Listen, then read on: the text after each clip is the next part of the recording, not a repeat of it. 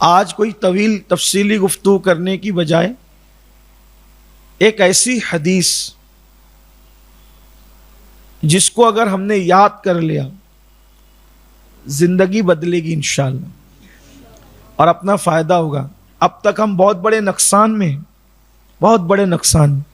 نماز پڑھ رہے ہیں، چونکہ یہاں اکثر نمازی لوگ بیٹھے ہوں، نماز پڑھ رہے ہیں، رمضان شریف کے روزے رکھ رہے ہیں، اللہ توفیق دیتا ہے تو صدقہ بھی دے رہے ہیں، عبادتیں کر رہے ہیں، تلاوتیں کر رہے ہیں، درود شریف پڑھ رہے ہیں، بہت عبادتیں کر رہے ہیں۔ ایک حدیث آج آپ کے سامنے پڑھنا چاہتا ہوں، آپ کے سامنے بھی اور اپنے آپ کو بھی اس سلسلے میں بیدار کرنا چاہتا ہوں۔ حضرت سیدنا معاذ ابن جبل رضی اللہ تبارک تعالی عنہ ایک مرتبہ اللہ کے رسول صلی اللہ علیہ وآلہ وسلم کے ساتھ جا رہے تھے اور حضور اکرم صلی اللہ علیہ وآلہ وسلم نے حضرت معاذ ابن جبل کو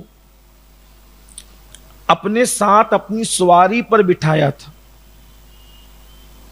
معاذ بن جبل حضور کی سواری پر بیٹھے ہوئے تھے اور عرض کر رہے تھے کہ یا رسول اللہ صلی اللہ علیہ وآلہ وسلم، میرے ماں باپ آپ پر قربان، کچھ بیان کیجئے۔ جب حضور کے ساتھ سواری پہ میں بیٹھ ہی گیا ہوں تو میں کچھ کیوں نہ علم حاصل کر لوں، فائدہ اٹھا لوں، حضور کچھ بیان کیجئے۔ تو اللہ کے رسول صلی اللہ علیہ وآلہ وسلم نے آسمان کی طرف دیکھا اور آسمان کی طرف دیکھ کر اللہ کے رسول صلی اللہ علیہ وآلہ وسلم نے اللہ کی تعریف کی، اللہ کی خوبی بیان کی، اور بیان کرنے کے بعد حضور علیہ السلام نے بہت بڑی بات کی۔ حضور کی تو ہر بات ہی بڑی ہے، لیکن یہ بہت بڑی بات کی۔ فرمایا اے معاذ، حدیث پاک کا مفہوم ہے، اے معاذ، جب کہ تو نے مجھ سے یہ کہا نا کہ کچھ بیان کریں، آج میں تجھے ایسی بات بتاؤں گا جو کسی نبی نے اپنی امتی کو نہیں بتایا۔ آج میں تجھے ایسی بات بتاؤں گا معاذ کہ کسی نبی نے یہ بات اپنی امت سے بیان نہیں فرمائی جو آج میں تجھے بتانے والا ہوں۔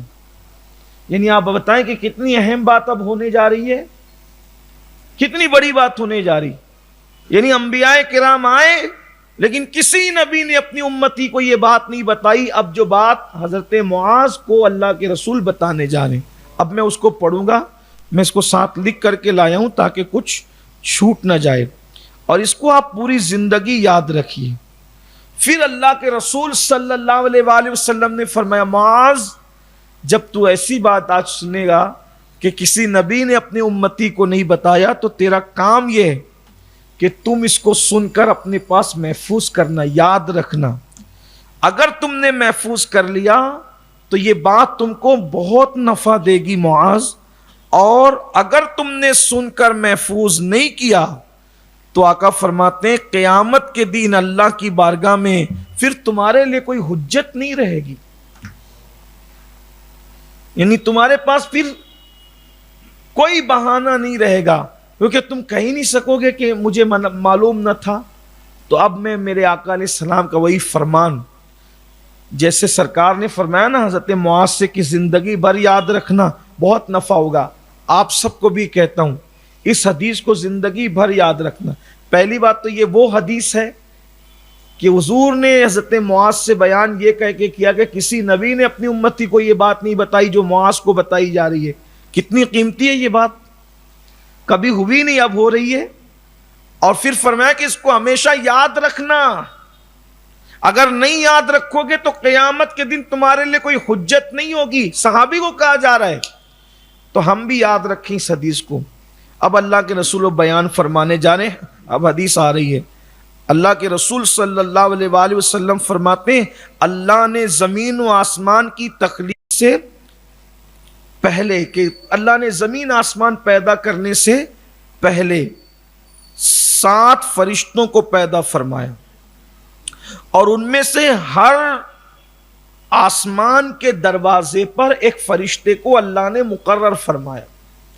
آسمان زمین کی پیدائش سے پہلے جو 7 فرشتے تھے، پھر جب آسمان پیدا کیا تو ہر آسمان کے دروازے پر اللہ نے ایک فرشتے کو مقرر فرمایا، اور پھر اللہ کے رسول علیہ السلام ارشاد فرماتے ہیں جب بندہ نیک اعمال کرتا ہے، گناہ نہیں ہو رہے ابھی، نیک اعمال، جب بندہ نیک اعمال کرتا ہے تو کرامن کاتبین اس کے نیک اعمال کو لکھتے ہیں، اور جب لکھ لیتے ہیں تو شام کے وقت جو اس نے نیک اعمال کیے تھے، 24 گھنٹہ جو اس نے اعمال اچھے کیے تھے، فرشتے اس کے اعمال کے دفتر کو آسمان کی طرف لے کر کے جاتے ہیں۔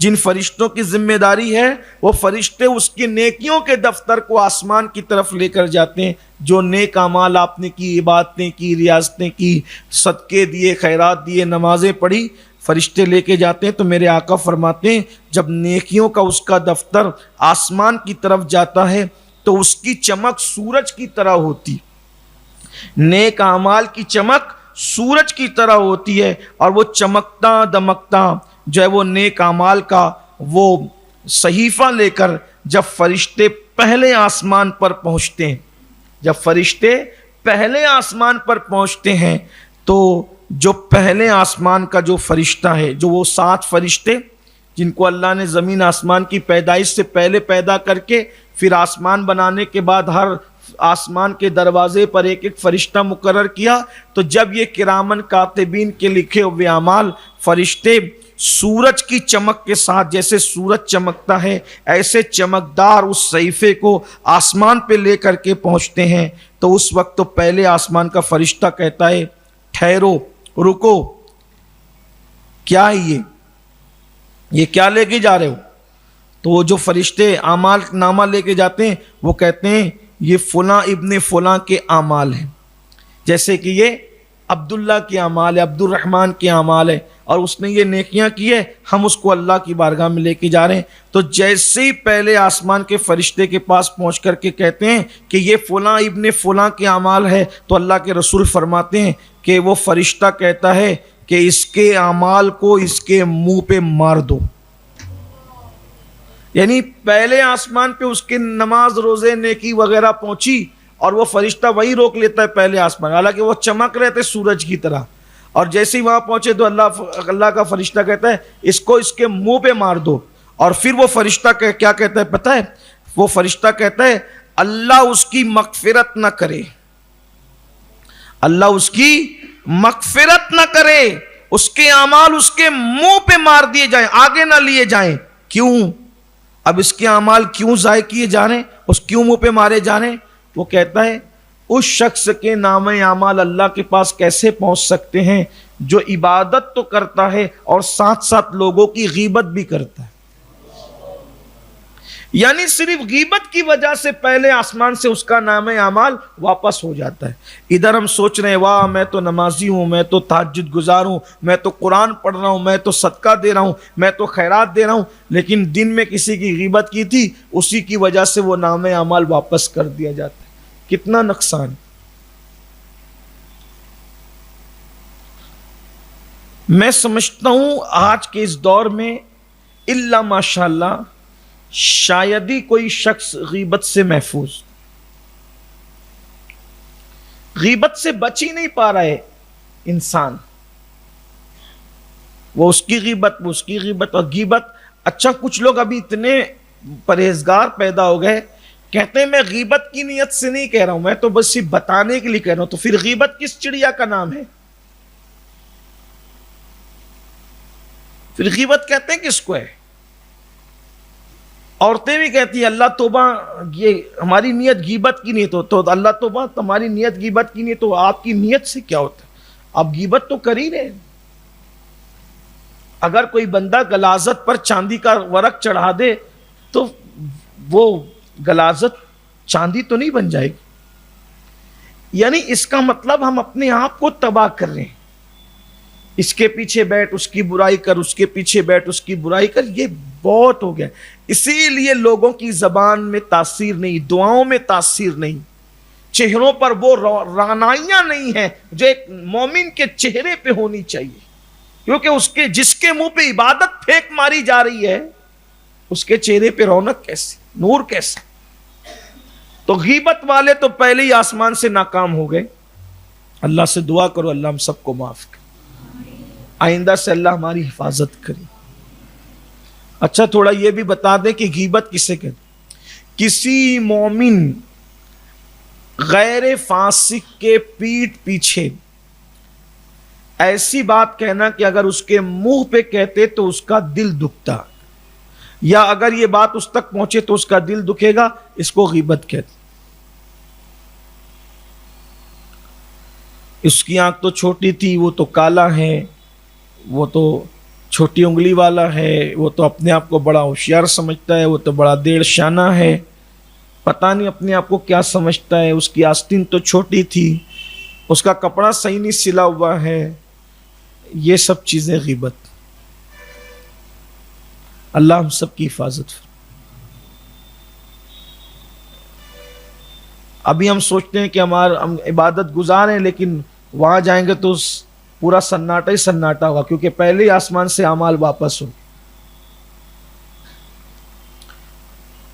اب پھر اللہ کے رسول علیہ السلام سیدنا معاذ ابن جبل سے کہتے ہیں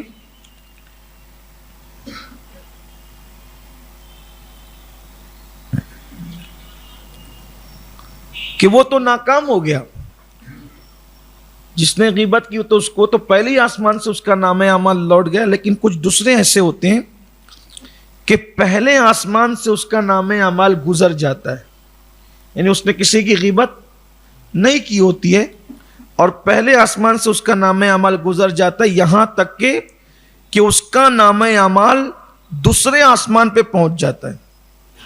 اب جیسے دوسرے آسمان پہ اس کا نام اعمال پہنچتا ہے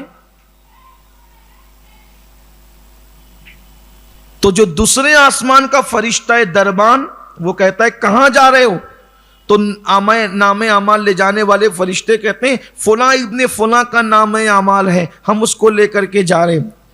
تو دوسرے آسمان کا فرشتہ کہتا ہے روک دو، ٹھہرو، اور اس کی عبادت کو اس کے منہ پہ مار دو. اور پھر کہتا ہے وہ آسمان کا فرشتہ کہتا ہے اللہ اس کی مغفرت نہ فرمائے.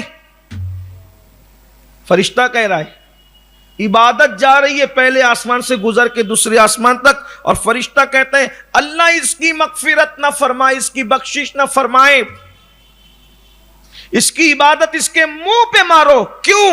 اس نے جو عبادت کی ہے اس لیے کی ہے کہ یہ عبادت کے ذریعے سے دنیا حاصل کرنا چاہتا تھا، دنیا کمانا ہے اس کو، اس لیے عبادت کی تاکہ لوگ اس کو نیک کہیں، متقی کہیں، اس کو پیسے دیں، نذرانہ دیں، یہ کریں وہ کریں. دنیا کمانے کے لیے عبادت کر رہے ہیں، اس کی مغفرت نہیں ہو، اس کی بخشش نہیں ہو. ایک حدیث ہے دین کے ذریعے سے دنیا کمانے والوں کے لیے بہت عبرت ناک. حضرت سیدنا موسیٰ علیہ السلام کا ایک ساتھی تھا، موسیٰ علیہ السلام کا ایک ساتھی تھا، اور وہ آپ کی باتیں سنتا تھا، آپ کی حدیثیں سنتا تھا، اور سن کر کے دوسروں کو سناتا تھا. ایک دن وہ غائب ہو گیا، اس کو بہت ڈھونڈا حضرت موسیٰ علیہ السلام نے، ملا نہیں. وہ جب نہیں ملا تو نہیں ملا. تو ایک دن حضرت موسیٰ علیہ السلام کا ایک دوسرا ساتھی آیا، اور اس حالت میں وہ آیا کہ اس کی گود میں سور تھا، خنزیر، اور اس کی گود میں جو سور تھا اس کے گلے میں سونے کی چین تھی. تو حضرت موسیٰ علیہ السلام نے فرمایا کہ یہ سور کیا ہے، یہ سور لے کے تو پھر رہا ہے. تو اس نے عرض کیا حضور وہ جو اپنا ساتھی ہے نا جو گم ہو گیا تھا، جس کو ہم لوگ ڈھونڈتے تھے، یہ وہی سور وہی بن گیا، وہ سور بن گیا، خنزیر بن گیا. تو حضرت موسیٰ علیہ السلام نے اللہ سے دعا کی اللہ اس کو اس کی اصل حالت پر لوٹا دے، اس کو اس کی اصل حالت پر لوٹا دے. میں پوچھوں تو صحیح کہ یہ سور کیسے بن گیا، اس کے کیا اعمال تھے. اب اللہ کا جواب سنو. اللہ فرماتا ہے موسیٰ میرے جتنے نام ہے اگر وہ سارے نام لے کر بھی آپ دعا کرو نا کہ اس کو اصل حالت پہ لوٹا دیں، ہم نہیں لوٹائیں گے، یہ سور ہی رہے گا. البتہ ہم خود بتاتے ہیں کہ یہ سور کیسے بنا، اس کا انجام کیا، ہم نے یہ کیوں کیا. تو اللہ نے فرمایا جب یہ آپ کی حدیثیں سنتا تھا تو وہ حدیثیں یہ دوسروں کو سناتا تھا اور اس کے ذریعے سے دنیا کا مال کماتا تھا. اس لیے ہم نے اس کا یہ انجام کیا. لوگ کس دھن میں ہے؟ حدیث موسیٰ بیچنے والے کا یہ حال ہوا، حدیث مصطفیٰ بیچنے والوں کا کیا حال ہوگا؟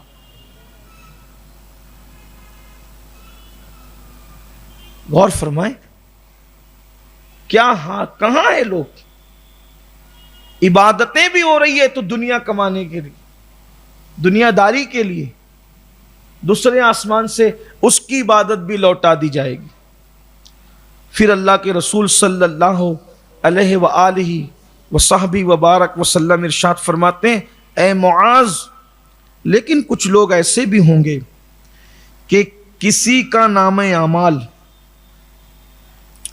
دوسرے آسمان سے بھی گزر کر تیسرے آسمان پہ پہنچ جائے گا.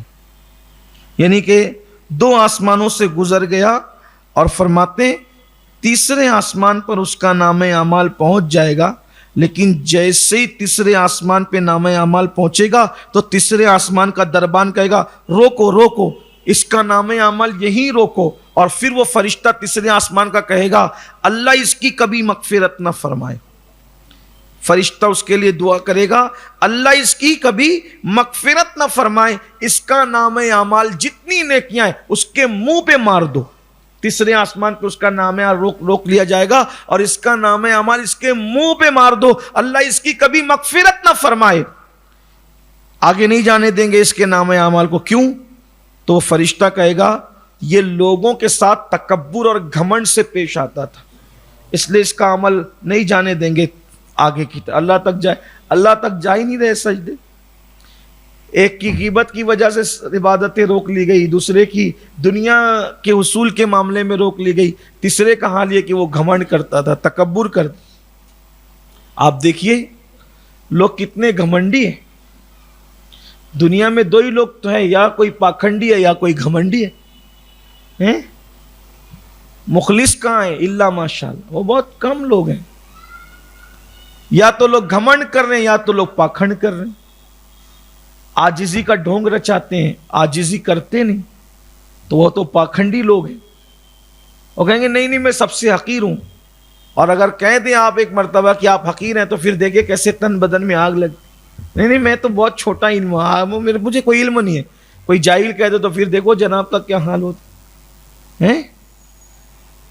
بلکہ ہم لوگ عاجزی اس لیے کرتے ہیں کہ لوگ ہمیں کہیں الا ماشاء. سب کی بات نہیں کر رہا ہوں، نہیں آپ تو بہت بڑے نیک آدمی ہیں، بڑے پرہیزگار ہیں. گھمنڈ کہیں نہ کہیں دل میں ہے. اور قرآن کہتا ہے وَاسْتَكْبَرَ وَكَانَ مِنَ الْكَافِرِينَ. تکبر کیا اور کافروں میں سے. کسی کو نسب کا گھمنڈ ہے، کسی کو نسب کا گھمنڈ ہے، کسی کو علم کا گھمنڈ ہے، کسی کو حسن کا گھمنڈ، کسی کو نیکیوں کا گھمنڈ ہے، کسی کو کچھ ہے. گھمنڈ میں ہے گرفتار. حالانکہ تیسرے آسمان سے عبادت لوٹ رہی ہے صرف گھمنڈ اور تکبر کی وجہ سے. حدیث پاک میں آیا کہ انسان کی پیشانی میں 2 رسیاں ہیں. جب انسان اللہ کے لیے عاجزی کرتا ہے تو ایک رسی آسمان کی طرف گئی ہے اور ایک رسی زمین کی طرف. تو جب عاجزی سے اللہ کے لیے انسان جھکتا ہے تو فرشتہ اس کو اٹھا کر کے بلند کر دیتے، اور جو گھمنڈ سے اکڑتا ہے تو فرشتہ اس کو نیچے گرا دیتا، جھکا دیتا ہے. ایسے اللہ فرماتا ہے تکبر میری چادر ہے، بڑائی میرا تیبند ہے، جو اس کو چھیننے کی مجھ سے کوشش کرتا ہے میں اس کو ختم کر دیتا. تکبر نکالو، گھمنڈ نکالو. جو نمازیں پڑھتے ہیں، میں نے ایسے نمازیوں کو دیکھا ہے، برا مت ماننا، اگر امام صاحب نے مغرب کی 5 رکعت پڑھی اور انہوں نے 7 پڑھ لی تو وہ امام صاحب کو اپنے سے حقیر سمجھتے، کیونکہ میں نے 7 پڑھی نا، اس نے تو امام ہو کے 5 ہی پڑھی. بلکہ ہوٹلوں پہ بیٹھ کے تبصرہ کرتے وہ امام صاحب تو نفل پڑھتے نہیں. بھائی امام کو نفل پڑھنا چاہیے تھا, چلیں ٹھیک ہے, لیکن نہیں پڑھی تو جب شریعت اعتراض نہیں کر رہی تو کیوں کرتا ہے اعتراض؟ تو مقتدی ہے, تیرا عبادت کرنا اور تیرے امام کا سونا جو عالم ہے دونوں برابر ہے. تیری عبادت اور اس کی نیند برابر ہے اگر وہ عالم ہے, واقعی عالم ہے, یخشى اللہ کی منزل پر فائز ہے. انما یخشى اللہ من عبادہ العلماء. تو عالم کا سونا اور غیر عالم کا عبادت کرنا فرمایا برابر برابر. لوگ گھمنڈ کرتے ہیں. اگر کوئی تلاوت کر رہا ہے اور کوئی تلاوت نہیں کر رہا ہے تو تلاوت کرنے والا تلاوت نہ کرنے والے پر اپنے آپ کو برتری اور فوقیت جانتا ہے. یہ شیطان کے ہتھ کنڈے ہیں. دیکھو اللہ کے رسول کیسے شیطانی ہتھ کنڈوں سے صحابی رسول حضرت معاذ ابن جبل کو بیدار کرنے ہیں. اور میں سمجھتا ہوں کہ یہ ہمارے لیے بہت عبرت.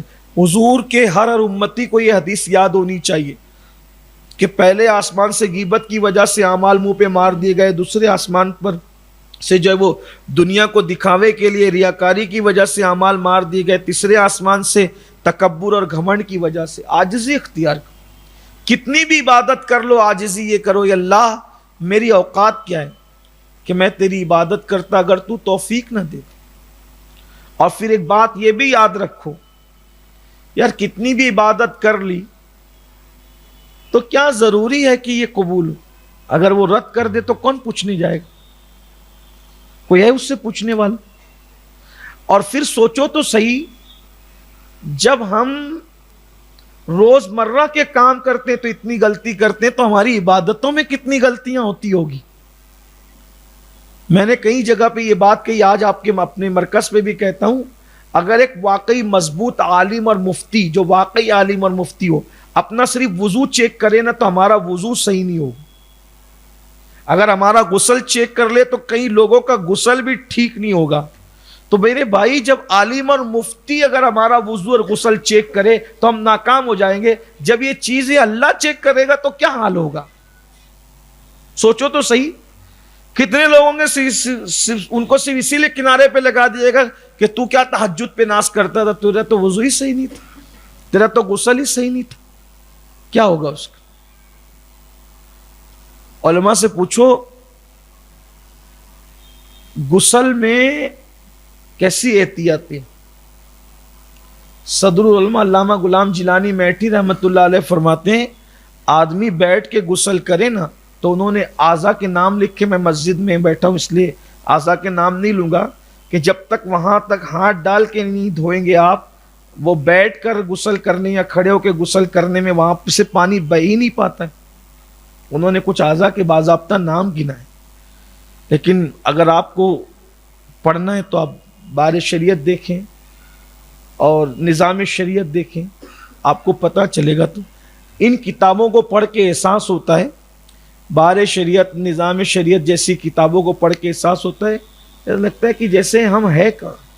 اور یہ علم کا کمال ہے کہ علم جتنا آتا ہے انسان کو اپنی جہالت کا احساس ہوتا ہے. میں تو لوگوں کو بس اتنا کہتا ہوں, صرف اپنے ایمان کے بعد اپنی نمازیں درست کر لو, فرائض و واجبات پر عمل کر لو, حرام سے رک جاؤ. دور حاضر میں تم سے بڑا ولی کوئی نہیں ہے میرے بھائی. بہت زیادہ کچھ کرنے کی ضرورت نہیں, بس اتنا کر لو, حرام سے رکو, فرائض و واجبات پہ عمل کرو اور سچی عقیدہ اہل سنت پر قائم رہو. 3 چیزیں ہیں, آپ ولی بن جاؤ گے. لیکن وضو بھی درست نہیں ہے. بہت سارے لوگوں کے پیچھے نماز پڑھنے سے بھی ڈر لگتا ہے کہ پتہ نہیں یہ جناب بھی کیسے. آپ کے لیے نہیں, میرے ساتھ ایسا کئی بار حادثہ, میرے سامنے کچھ ایسے لوگوں نے وضو کیا جن کی ابتدا میں نے کرنی تھی, تو میں نے دیکھا کہ ایسے منہ پہ چھپ چھپ پانی مارتے. کہ یا اللہ کیا حال.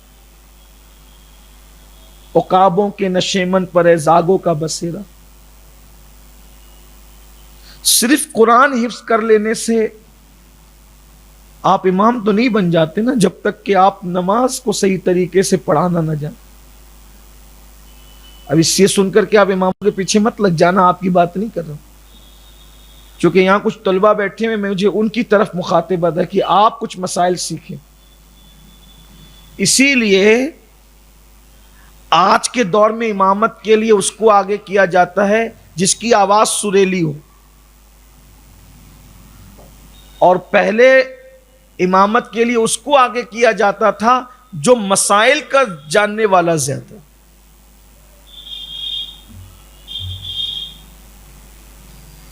اور بلکہ قیامت کی نشانیوں میں سے ایک نشانی ہے.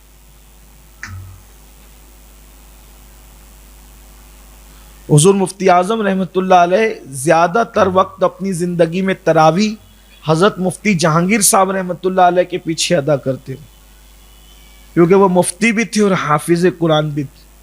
اور بڑی بات یہ کہ وہ خود بھی صاحب ترتیب تھے. صاحب ترتیب اس کو کہتے ہیں کہ جس کے ذمے پر نماز نہ باقی ہو. ایسے لوگ تھے. حالات بہت نازک ہیں، ہم صرف اوپرا اوپری رسومات ادا کر رہے ہیں. اگر واقعی اللہ کی طرف بڑھنا ہے، جب فیصلہ کر رہی ہے اللہ کے راستے پہ چلنے کا، تو پھر مخلصانہ طور پہ چلو، پھر جینا مرنا اس کے لیے کر دو. قرآن کہتا ہے قل، آپ کہہ دے محبوب، ان صلاتی و نسکی و محیای و مماتی للہ رب العالمین، میری نماز، میری قربانیاں، میرا جینا اور اس دنیا سے میرا چلا جانا صرف اللہ کے لیے. زندگی بھی اللہ کے لیے، موت بھی اللہ کے لیے. تو تیسرے آسمان سے فرمایا کہ اعمال اس کے لوٹا دیے جاتے ہیں جو لوگوں کے ساتھ تکبر کرتا ہے، گھمنڈ کرتا ہے. بڑے عجیب عجیب طریقے. اچھا یہ بھی فرمایا، ایک حدیث سن لے تکبر کے حوالے سے جس کا مفہوم ہے، قیامت کے دن گھمنڈ اور غرور کرنے والوں کو چونٹی کی شکل میں اٹھایا جائے گا. گھمنڈ کرتے تھے نا دنیا میں، تکبر کرتے تھے نا، چونٹی کی شکل میں. گھمنڈ لوگوں کو اتنا ہے کہ خود سے سلام نہیں کرتے کسی کو. کوئی سلام کرے تو جواب نہیں دیتے، صرف سر ہلا دیتے. کوئی سلام کرے تو واجب ہے کہ اس کا جواب دیں. لوگ یہ سب نہیں کرتے، یعنی کہ بس رسومات اور صرف رسومات ہیں. چلیں جلدی آگے چل کے بات پوری کر لیں. پھر اللہ کے رسول صلی اللہ علیہ وآلہ وسلم ارشاد فرماتے ہیں کہ ایک بندے کا نامہ اعمال ستاروں کی طرح چمکتے ہوئے چوتھے آسمان پہ جاتا ہے. یعنی کتنا کامیاب ہے وہ. پہلے آسمان سے بھی گزر گیا خیریت سے، دوسرے آسمان سے بھی گزر گیا، تیسرے آسمان سے بھی گزر گیا. یعنی نہ وہ غیبت کرنے والا ہے، نہ دکھاوا کرنے والا ہے، نہ تکبر کرنے والا ہے، یعنی وہ ان سب سے محفوظ ہے.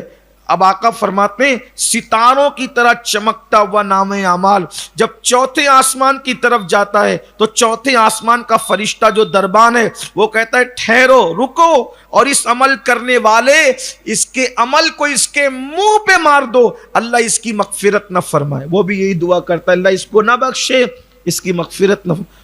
یار انسان کی بد دعا اتنی خطرناک ہوتی ہے، جن کے لیے فرشتے بد دعا کرے کہ اللہ اس کی مغفرت نہ کرے، اس کا حال کیا ہوگا. ہم اپنے آپ کو برباد ہی کر رہے ہیں، صرف ہم اپنے آپ کو تباہی کر رہے ہیں صرف. تو کیا ہوا، چوتھی آسمان پر سے اس کے نامہ اعمال اس کے منہ پہ مارے جاتے ہیں اور فرشتہ کہتا ہے کبھی اس کی مغفرت نہ، اللہ اس کی مغفرت نہ فرمائے. تو پوچھا جاتا ہے بھائی چوتھے آسمان سے اس کے اعمال کیوں برباد ہو رہے ہیں، کیوں منہ پہ مارے جا رہے ہیں؟ فرمایا کہ یہ خود پسندی میں گرفتار تھا. خود پسندی مطلب جیسا میں ویسا کوئی نہیں، جیسی میں نعت پڑھتا ہوں کوئی نہیں پڑھتا، جیسا میں بیان کرتا ہوں ویسا نہیں، جیسے میں کرکٹ کھیلتا ہوں کوئی نہیں، جیسے میں ہوں ویسا کوئی نہیں، جیسے میرے کپڑے ویسے کسی کے نہیں. خود پسندی، خود بینی، یہ بڑی خطرناک چیز. حالانکہ آپ سوچیں گے پھر کیا کرنا چاہیے کہ یار میں سب سے میں کوئی چیز ہی نہیں، میری کوئی اوقات ہی نہیں، میری کوئی حیثیت ہی نہیں، اللہ سب مجھ سے بہتر ہے، سب سے حقیر میں ہوں، سب سے چھوٹا میں ہوں، سب سے کم علم میں ہوں، سب سے کم عمل. یعنی صرف دکھاوے کے لیے نہیں بولنا، حقیقت میں یہی سمجھنا. اگر خود بینی ہے یعنی خود پسندی ہے تو چوتھے آسمان سے نامہ اعمال منہ پہ مارے جا رہے ہیں. کتنی بڑی محنتیں لوگوں کی ضائع ہو رہی ہے. اللہ کے بندو اللہ کے رسول حضرت معاذ ابن جبل کو تنہائی میں اپنی سواری پہ بٹھا کر کتنی بڑی تربیت دے رہے ہیں، اور وہ حضرت معاذ پر اللہ رحمت و نور کی برسات فرمائے کہ حضرت معاذ ابن جبل نے بیان کر دیا، کتابوں میں آ گیا، خود پسند لوگوں کی عبادتیں چوتھے آسمان سے ان کے منہ پہ ماری جاتی ہے، ضائع کی جاتی ہے۔ چوتھے آسمان کا وہ فرشتہ، مقدس فرشتہ کہتا ہے اللہ اس کی مغفرت نہ کرے۔ لوگ جس دن اچھے کپڑے پہنتے اس دن اپنے آپ ہی کو دیکھتے رہتے، میں کتنا اچھا لگ رہا ہوں۔ کبھی سوچا میں اتنا اچھا لگ رہا ہوں، اگر اللہ ناراض ہے تو اسی اچھے جسم کو قبر کے کیڑے کھائیں گے؟ میرا ہاتھ کتنا خوبصورت، میری آنکھیں کتنی خوبصورت، میرے بال کتنے خوبصورت، میرے گال کتنے خوبصورت۔ ارے نادان، قبر کے کیڑوں کی غذا تیار کر رہا ہے، اگر یار راضی نہیں ہوا تو قبر کے کیڑوں کی غذا تیار ہو رہی۔ یہ خود پسندی، یہ خود بینی سے باہر نکلو۔ خود پسند بننے کی بجائے خدا سے پیار کرو، اس کے محبوب سے پیار کرو۔ پھر اللہ کے رسول صلی اللہ علیہ وآلہ وسلم ارشاد فرماتے ہیں، ایک بندہ ہے، اس کا نام اعمال اب آگے جا رہا ہے۔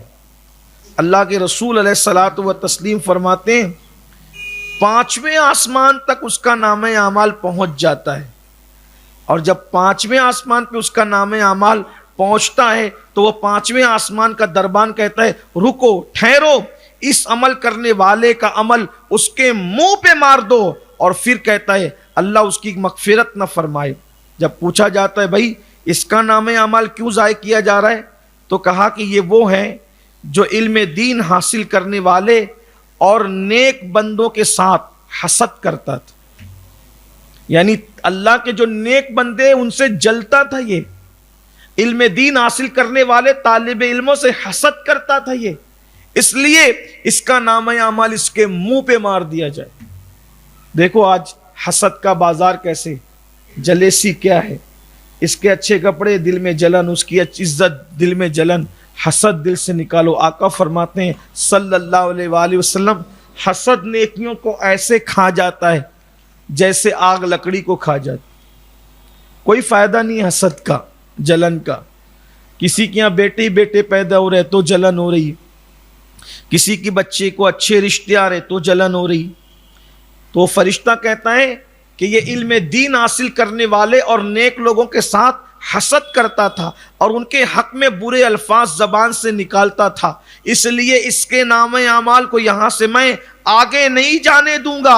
اور اللہ اکبر، اللہ اکبر، آقا فرماتے ہیں اور اسی پہ وہ فرشتہ بس نہیں کرتا، جس نے حسد کیا نیکوں سے، نیک بندوں سے، عمل تو منہ پہ مارے جاتے ہیں، وہ فرشتہ کہتا ہے جب تک میں زندہ رہوں گا اس پہ لعنت کرتا رہوں گا۔ فرشتہ کب تک زندہ رہے گا؟ ارے جناتوں کی عمر سینکڑوں سال کی ہوتی ہے، ہزاروں سال کی ہوتی ہے، فرشتے کی عمر کتنی لمبی ہے؟ تو جب تک وہ فرشتہ رہے گا حسد کرنے والے پہ لعنت کرتا رہے گا۔ حسد کر کے کس کا بگاڑتے کیا ہو؟ ارے فرشتوں کی لعنت مول لیتے ہو، اپنے نام اعمال کو برباد کرتے ہو۔ دلوں کو پاک کرو، دلوں کو صاف کرو، اللہ کی بارگاہ میں دعا کرو کہ اللہ ہمارے دلوں کو حسد سے پاک کر دے، کینوں سے پاک کر دے، بغض سے پاک کر دے۔ کچھ اچھا نہیں کر رہے ہو، اپنی آخرت برباد۔ اس کا مطلب یاد رکھنا، صرف نماز روزے سے مغفرت نہیں ہوگی جب تک کہ ان چیزوں سے باہر نہیں نکلو۔ نماز روزے تو منہ پہ مارے جا رہے ہیں، حسد کی وجہ سے، غیبت کی وجہ سے، تکبر کی وجہ سے، خود پسندی کی وجہ سے، دکھاوے کی وجہ سے۔ پھر اللہ کے رسول صلی اللہ علیہ وآلہ وسلم فرماتے ہیں ایک آدمی کے، ایک بندے کے نام اعمال 6 آسمان تک پہنچ جاتے، یعنی وہ پہلے سے بھی گزرا، دوسرے سے بھی گزرا، تیسرے سے، کیا کامیاب بندہ ہے، 6 تک اس کے نام اعمال پہنچ جاتے ہیں۔ آقا ارشاد فرماتے ہیں جیسے 6 آسمان پہ اس کے نام اعمال پہنچتے ہیں، 6 آسمان کا دربان کہتا ہے ٹھہرو، رکو، اس کے اعمال کو اس کے منہ پہ مار دو، اس کے نام اعمال اس کے منہ پہ مار دو۔ پھر کہتا ہے اس لیے اس کے نام اعمال اس کے منہ پہ مارو کہ اس کے قلب میں قساوت ہے، قساوت یعنی سختی ہے۔ یہ شخص اللہ کے بندوں کی مصیبت دیکھ کے خوش ہوتا ہے، کسی کو مصیبت میں دیکھ کر یہ خوش ہوتا ہے، کسی کو مصیبت میں دیکھ کے اس کو خوشی ہوتی ہے، چھٹے آسمان سے اس کا نام اعمال اس کے منہ پہ مارا جاتا ہے.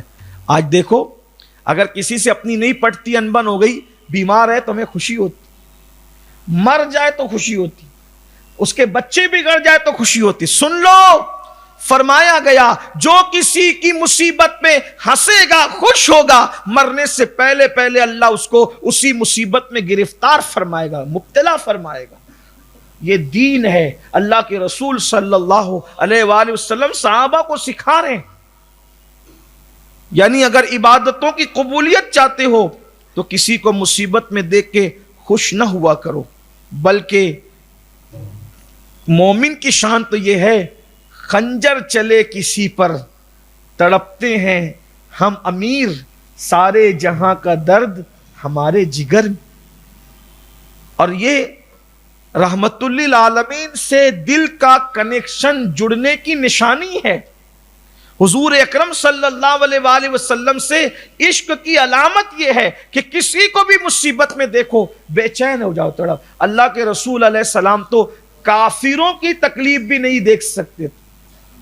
بڑی مشہور روایت ہے، آپ نے شاید بارہا سنا ہوگا، جب بدر میں 70 قیدی قید کر کے لائے گئے تو اس وقت تو کوئی اسلامی جیل وغیرہ بھی نہیں بنی تھی. تو اللہ کے حبیب علیہ السلام نے فرمایا کہ ان قیدیوں کو رسی سے باندھ کر مسجد نبوی کے صحن میں ڈال دو. ان قیدیوں کو رسی سے باندھ کر مسجد نبوی کے صحن میں. کون قیدی؟ جو حضور کی جان لینے آئے تھے، حضور کے صحابہ کی جان لینے آئے تھے، اسلام کو مٹانے آئے تھے. اتنے خطرناک لوگ، ان قیدیوں کو مسجد نبوی کے صحن میں رسی سے باندھ کر ڈال دیا گیا. جنگ کی تھکن کے باوجود حضور اپنے حجرے میں لیٹے ہیں، نیند نہیں آ رہی. حضور کو کیوں نیند نہیں آ رہی تھی؟ اس لیے کہ رسی سے بندھے ہوئے وہ قیدی کرا رہے تھے، آہ آہ کر رہے تھے. حضور کروٹیں بدلتے تھے، نیند نہیں آتی تھی. حضور ان کی کراہیں سن کر کے بے چین ہوتے تھے. آخر بلال سے کہا، بلال لبیک یا رسول اللہ. کا بلال ان کی رسیاں ڈھیلی کر دو، مجھے ان کی کراہیں سونے نہیں دیتے. جو دشمن کی کراہوں سے بے چین اور بے قرار ہو جائے وہ ہمارے نبی کا دل ہے. اور ہم لوگوں کو مصیبت میں دیکھ کے ہنسیں. کسی کی بیٹی کا اچھا رشتہ ہے تو وہاں جا کے بڑھا دیں. کسی کے بیٹے کا اچھا رشتہ ہے وہاں جا کر کے کان بھر کر کے جھوٹ فساد لگا کر کے رشتہ ختم کروا دیں. کسی کو اچھی جگہ کی نوکری مل رہی ہو وہاں جا کر کے معاملے کو ختم کرا دیں. لوگوں کے دلوں سے اللہ کا خوف گیا کہاں؟ یہ مچھی گوشت ٹوپی داڑھی سے یہ اسلام نہیں ہے. اسلام کی اصل تعلیم یہ ہے. داڑھی کی اہمیت اپنی جگہ، ٹوپی کی اہمیت اپنی جگہ، غذاؤں کا معاملہ اپنی جگہ. حضور نے صحابہ کے دلوں کو یوں پاک فرمایا، ان کے دل میں لوگوں کا درد پیدا کیا، لوگوں کی محبت پیدا کی، لوگوں کا پیار پیدا کیا. لیکن لوگ گئے کہاں؟ فرمایا جو لوگوں کو مصیبت میں دیکھ کے خوش ہوتا ہو اس کی عبادت چھٹے آسمان پہ چلی جائے تو بھی رد کر دی جاتی ہے، اس کے منہ پہ مار دی جاتی ہے. اس لیے کسی کو بھی تڑپتا ہوا دیکھو. لوگوں کو شراب میں دیکھ کر کے اس کی مزہ لیتے ہنستے ہیں. مجھے تکلیف ہوتی ہے کہ شرابی ہے لیکن ہے حضور کا امتی. اور ایک بات یاد رکھنا، میں تو شرابی کا بھی مذاق اڑانے کا اس لیے قائل نہیں ہوں. آج شراب پی رہا ہے، پتہ نہیں کل جامع محبت نصیب ہو جائے. آج کا شرابی کل کا بشر حافی بن جائے. اللہ کو دن پلٹنے میں کیا لگتا ہے؟ وہ چاہے تو میں خانے سے اٹھا کر بشر کو کہاں پہنچا دے، اور اگر وہ چاہے تو پھر کیا کر دے؟ سعد ابن ابی وقاص کے گھر میں پیدا ہوا امر سعد، اس کو جہنم کا کتا بنا دے. ابو لہب جیسے جہنم کے کتے کے گھر میں جنتی بیٹی پیدا کر دے. ابو جہل جیسے جہنم کے کتے کے گھر میں اکرمہ جیسا صحابی رسول پیدا کر دے. اللہ کی شان ہے. اس لیے کسی کو تکلیف میں دیکھ کے کبھی خوش نہیں ہونا، دعا کرنا اللہ کوئی ہو، دوست و دشمن کوئی ہو، اللہ اس کی مصیبت دور، اس کی تکلیف دور. اور پہلی بات تو کسی کو دشمن سمجھنا ہی چھوڑ دو یار. کیا دشمن لگائے؟ دشمن اپنا کون ہے پتہ ہے؟ ان الشیطان للانسان عدو مبین. جو سب سے بڑا دشمن ہے اس کے لیے تو بالکل ٹھنڈے بیٹھے ہوئے ہو، جو تمہارے پیچھے لگا ہوا ہے. ارے بزرگان دین تو اس دشمن پہ بھی توجہ نہیں کرتے جو سب سے بڑا شیطان. وہ رابعہ بصری کا بڑا مشہور قول ہے نا, جب آپ عبادتوں میں مصروف رہتی تھی تو کسی نے کہا اماں رابعہ تو اتنی عبادت کرتے تو شیطان تجھے بہت ستاتا ہوگا. فرمایا بیٹا یار کی یاری سے فرصت نہیں ملتی, دشمن کی طرف توجہ دینے کے لیے وقت کہاں سے لوں, ٹائم ہی نہیں ہے, پیار سے ٹائم نہیں ہے, دشمن کے لیے ٹائم کہاں سے لیں.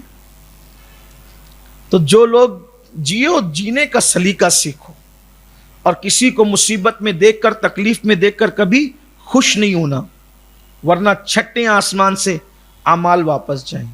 اب میرے آقا صلی اللہ علیہ وآلہ وسلم فرماتے ہیں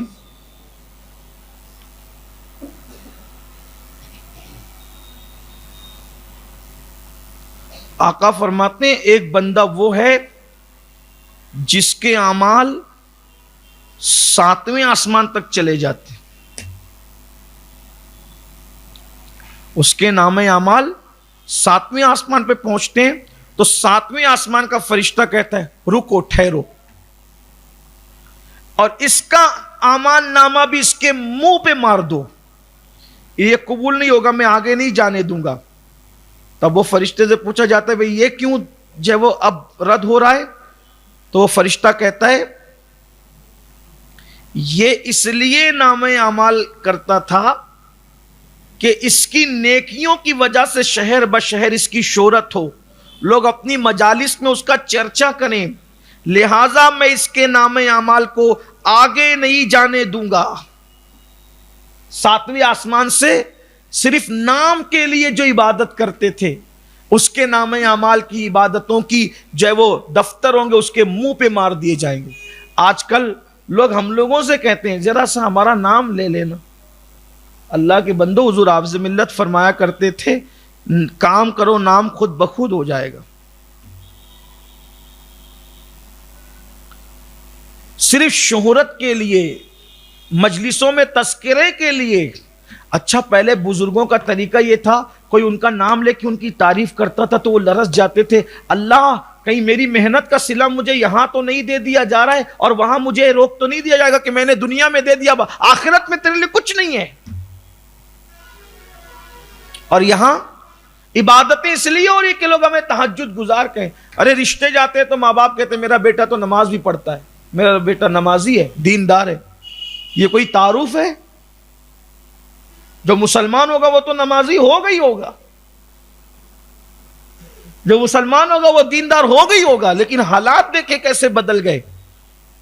تو 7ویں آسمان سے نام اعمال منہ پہ مارے جاتے صرف اس لیے کہ اس نے اس نیت سے عبادت کی کہ شہر بشہر شہرت ہو, لوگ اپنی مجالس میں میرا چرچا کریں. تو وہ 7ویں آسمان کا فرشتہ کہتا ہے میں اس کو آگے نہیں جانے دوں گا. پھر اللہ کے رسول علیہ السلام فرماتے ہیں ایک بندہ وہ ہے جس کے نام اعمال عرش تک پہنچ جاتے ہیں. 7 آسمان کے فرشتے جو 7 فرشتے تھے اس کے نام اعمال کے ساتھ ساتھ جاتے ہیں کہاں تک؟ عرش تک جاتے ہیں. اور جب عرش تک جاتے ہیں 7 آسمان کے فرشتے لے کر اور اس آدمی کے لیے گواہی دیتے ہیں اے اللہ یہ اعمال نے ہمیں خوش کر دیا مولا, اس لیے میرے اللہ تو ان اعمال کو قبول کر لے. یعنی وہ کتنا خوش نصیب بندہ ہے کہ جب اس کے نام اعمال نہ وہ غیبت کرنے والوں میں تھا, نہ وہ خود پسندی کرنے والوں میں تھا, نہ گھمنڈ کرنے والوں میں تھا, نہ لوگوں کو مصیبت میں دیکھ کے خوش ہونے والوں میں تھا, نہ شہرت کے لیے عمل کر, ہر معاملے میں پرفیکٹ تھا. اس کے نام اعمال 7 آسمان سے کامیاب ہو کر وہ اب وہ 7 فرشتے جو رد کر رہے تھے, لانتے کر رہے تھے, یہ کہہ رہے تھے کہ مغفرت نہ ہو, اب وہ سب ایک ایسا بھی بندہ اس سے متفق ہے اور اس کے نام اعمال کو وہ خود لے کے جا رہے ہیں عرش تک, اور نام اعمال عرش تک پہنچا اور اللہ سے کہتے ہیں اللہ اس کو قبول کر لے. تو 7 فرشتوں کی نظر جہاں تک نہ پہنچی, اب علیم بذات الصدور فرماتا ہے اس کے اعمال میں قبول نہیں کروں گا, اس کے اعمال میں قبول نہیں کروں گا. اللہ فرماتا ہے کیونکہ یہ مجھے خوش کرنے کے لیے نہیں کیے گئے. اور پھر اللہ فرماتا ہے اس پر ہماری لعنت ہو. اب تک تو فرشتے لعنت کر رہے تھے, اب اللہ لعنت کر رہا ہے، اس پہ ہماری لعنت ہو، تو فرشتے کہتے ہیں اللہ جس پہ تیری لعنت ہو اس پہ ہم سارے آسمان والوں کی لعنت ہو، ساتوں زمین والوں کی لعنت ہو، ہر لعنت کرنے والے کی لعنت ہو۔ اللہ اکبر۔ تو اللہ رد کر دیتا ہے، تو پوچھا جاتا ہے اللہ کیوں رد کر رہا ہے؟ اب تک تو ساتوں فرشتوں نے رد کیا تھا، بڑھنے نہیں دیا تھا، یہ تو سب طرف سے بڑھ کے آئے، اللہ کیوں رد کر رہا ہے؟ اللہ فرماتا ہے یہ ریاکار ہے، ریاکار، یہ میرے لیے عمل نہیں کرتا، یہ دکھاوے کے لیے کرتا ہے۔ مسجد میں نماز پڑھتا ہے تو انداز بدل جاتا ہے، لوگوں کے درمیان بیٹھتا ہے تو انداز بدل جاتا ہے، تنہائی میں پڑھتا ہے تو انداز بدل جاتا ہے، لوگوں کے سامنے کھائے گا تو الگ انداز سے، اکیلے میں کھائے گا تو الگ انداز، لوگوں کے سامنے بیٹھے گا ایسی خوبصورت سریلی آواز بنا بنا کر جچے تلے الفاظ میں باتیں کرے گا، اور جب اکیلا ہوگا تو بیوی کو ماں بہن کی نکالے گا، تو یہ ریاکاری تو ہے نا، دکھاوا کرتا ہے ریا۔ اللہ لعنت کر رہا ہے، کیا تماشا بنا رکھا ہے لوگوں نے، اعمال کس لیے اور ریاکاری کے لیے، اللہ لعنت کر رہا ہے، اللہ لعنت فرما رہا ہے۔ جب اللہ کی لعنت کی بات آئی، ہائے ہائے، حضرت معاذ ابن جبل رونے لگے، عرض کی یا رسول اللہ میں کیا کروں؟ جب اعمال کی قبولیت کے لیے اتنے گھاٹیاں ہیں، 7 آسمان سے جانا ہی مشکل ہے، پھر آسمانوں سے گزر کے چلی گئی، عرش تک پہنچ گئی، تو ریاکاری، اور ریاکاری جو ہے چونٹی کے پیر سے بھی زیادہ باریک ہے۔ اب ریاکاری کیا ہے، تھوڑا اس کو سمجھ لے، ہو سکتا کہ کچھ آپ کو اللہ سمجھا دے، کوئی اللہ آپ کے دماغ میں ڈال دے، میرے دماغ میں ڈال دے۔ آپ نماز پڑھ رہے ہیں اکیلے، اللہ کے لیے پڑھ رہے ہیں، سلام پھیرا یا نماز ہی میں کوئی آ گیا تو ایسا لگا یار اچھا وہ آ گیا، دیکھو دیکھ رہے، تو اس کو سمجھنا چاہیے نا کہ میں نمازی ہوں، آپ کا شمار ریاکاروں میں ہو۔ استنجا کر کے نکلے، وضو کر رہے تھے کہ اچانک ذہن میں خیال آیا چلو باوضو رہنا سنت ہے، جو باوضو رہتا ہے اللہ کے قلعے میں رہتا ہے، وضو کرتے کرتے خیال آیا، دوست بیٹھا ہے سوچ رہا ہوگا یار دیکھو یہ فلاں تو باوضو رہتا ہے، بڑا نیک آدمی، آپ کا شمار ریاکار، اللہ لعنت کر رہا ہے۔ یعنی عمل جو کرتے نہیں وہ تو برباد ہی ہے، جو کرتے ہیں شیطان ان کو ریاکاری سے برباد کرتا۔ گھر میں بیٹھیں گے تو گانے سنیں گے، غزلیں سنیں گے، اور لوگوں کے درمیان بیٹھیں گے تو ہاتھ میں تسبیح لے کے بیٹھ جائیں گے تاکہ لوگوں کو پتا چلے کہ ہم کچھ ہیں۔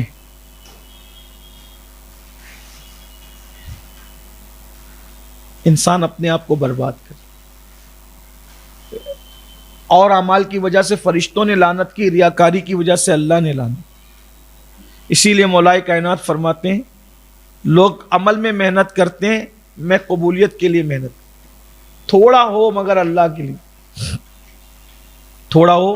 تب معاذ ابن جبل نے یہ 8 باتیں سنی تو رو پڑے۔ میں بات ختم کرنے لگا ہوں، کہتے ہیں یا رسول اللہ میں کیا کروں، یہ گھاٹی اتنی، اس قدر یہ گھاٹی مشکل ہے، اب میں کیا کروں؟